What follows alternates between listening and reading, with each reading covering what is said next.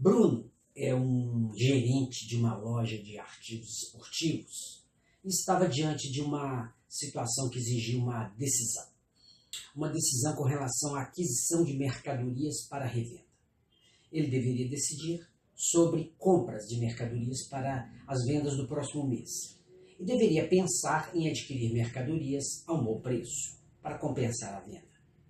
Claro que Bruno deveria considerar principalmente uma previsão de vendas, né, a quantidade a ser vendida, o preço a ser vendido e o custo da mercadoria.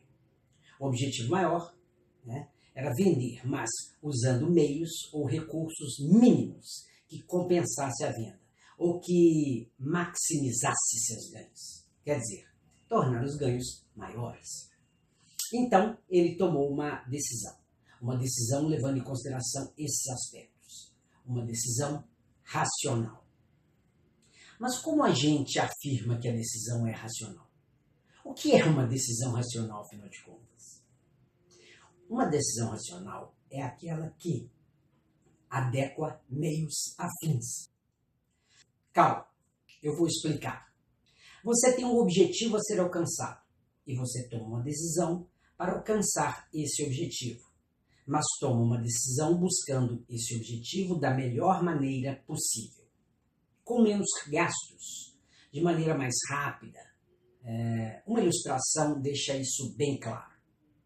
Eu tenho um objetivo a ser alcançado e eu tenho 4 caminhos a seguir, sendo que apenas os caminhos 1 e 2 me levam a esse objetivo. Ora, seguir os caminhos 3 e 4 não seria então racional. Mas qualquer um dos 2 caminhos, 1 ou 2, seria racional? Observe que o caminho 2 é mais curto que o caminho 1. Então, se eu escolher o caminho 1, não seria uma decisão racional. Usando o caminho 2, se alcança o objetivo da melhor maneira possível. Isso é uma decisão chamada racional.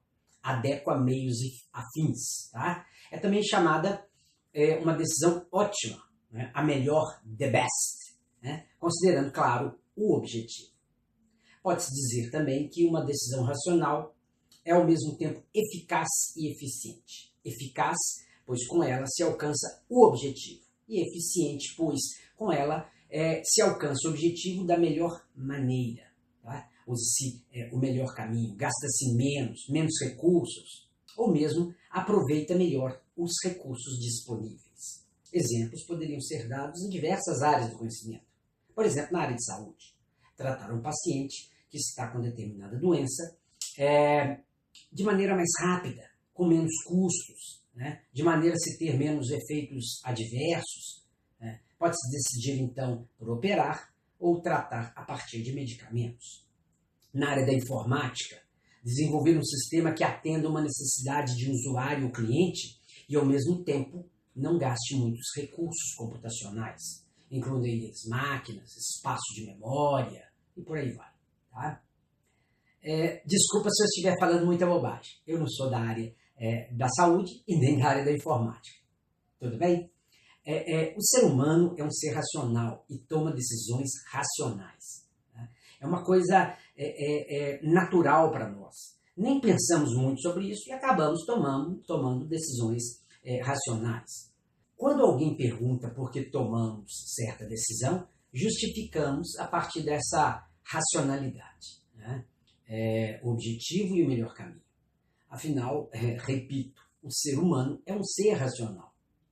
Claro que as decisões podem estar sujeitas a complexidade, incerteza, riscos. Né? Tomar uma decisão a partir do preço de venda e de compra pode ser simples, mas e se colocarmos a variável espaço de estoque, né? A coisa começa a ficar complexa. Da mesma maneira, se considerarmos a disponibilidade ou não de dinheiro para adquirir a mercadoria naquele momento, e aí pode-se pensar em comprar menos ou pagar a prazo, né? E vamos aumentando a complexidade. E se as vendas não se concretizarem, né, como previsto, né? E se eu comprar, não vender e quebrar? Riscos, incertezas, né? Aumentando a complexidade, né? Colocando riscos, incertezas, nossa capacidade de tomar decisões racionais fica um pouco comprometida, né? Mas mesmo assim buscamos a racionalidade em nossas decisões. Para ajudar isso, né, para ajudar nesse processo, inclusive o ser humano acaba desenvolvendo métodos, modelos, ferramentas para tomar decisões que seriam vistas como racionais dentro de situações de complexidade, risco, incerteza, né, principalmente. E essas ferramentas, né, para se tomar decisões com racionalidade são de diversos tipos, né? Por quê? Porque além de levar em consideração a racionalidade, a complexidade, riscos, incertezas, essas ferramentas se direcionam muitas vezes para decisões mais específicas, relacionadas a determinada decisão e a situação em que a escolha é feita. Por exemplo, pode-se pensar em modelos, né, ou ferramentas para decisões mais operacionais dentro de uma empresa, mas também ferramentas para a decisão sobre a estratégia da empresa, né?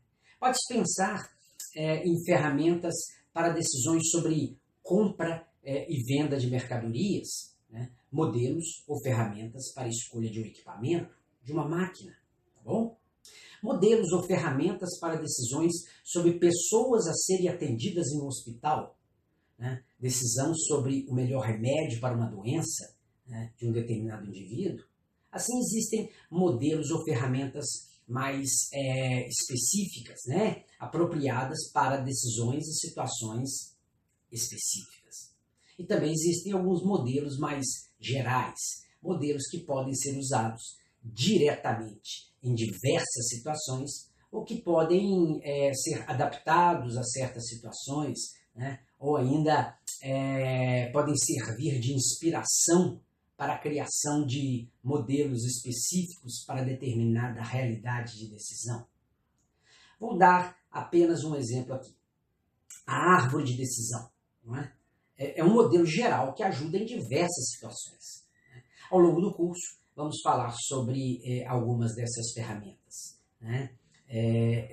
Mas independente da ferramenta, temos que conceber a racionalidade na tomada de decisão, a busca do atingimento de objetivos da melhor maneira possível.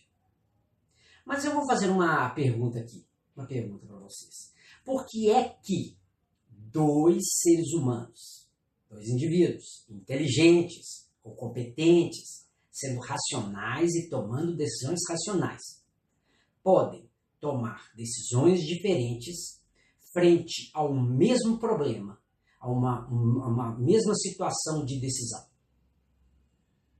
Isso pode ser bem explicado a partir de uma outra lógica, outra maneira de abordar o problema da decisão, a partir de modelos comportamentais de tomada de decisão.